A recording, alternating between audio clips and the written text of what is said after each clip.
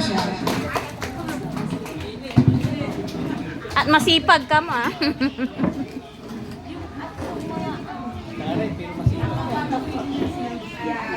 Good morning po sa lahat, lalong-lalo na sa ating mga bisita na pinangungunahan ni na Ikot laro dugugaw. Picturean nyo. Municipal Health Officer and Madam Juana Peralta, our Public Health Officer, and of course, Sir Kermit Luzon, ang ating sanitary Tapos walay tray. and Ma'am Marlene Value, our HG 22, at dito po sa ating barangay Kasiliwet.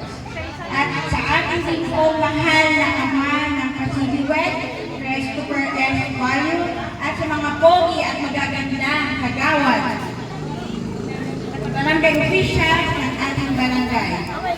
At sa ating mga magulang at mga kabataan, maraming salamat po sa pagdalo ninyo po sa ating pinamamagatan na sa PIPAN, sama-sama sa nutrisyon, sapat para sa lahat. Ako po pala si Marisa Palma bilang isang barangay nutrition scholar ng ating barangay dito sa Kasiliwet. Nais ko lang po sasabihin sa inyo lahat na lagi po natin sundin ng kumain para sa sigla at lakas ng buhay.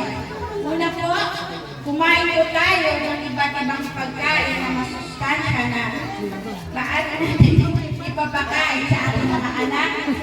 At pangalawa, sa unang 6 na buwan ni baby, breastfeeding po lamang mula sa 6 months, bigyan din natin po siya ng ibang angkop na pagkain na masustansya.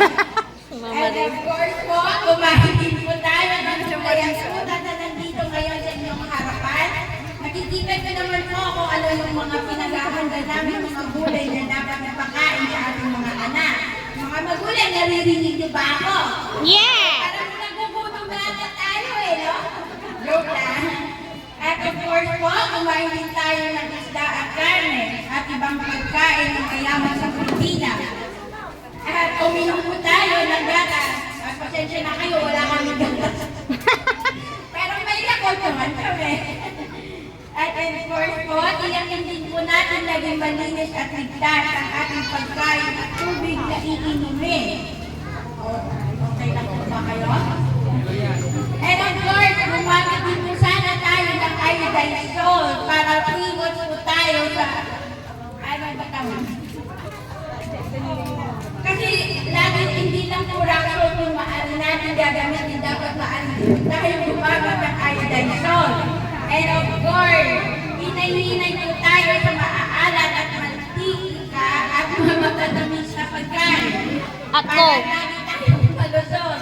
At lagi natin panatilihin at Hinay-hinay sa ko. at maging aktibo po tayo sa ehersisyo at umiwas po tayo sa alak at paninigarilyo.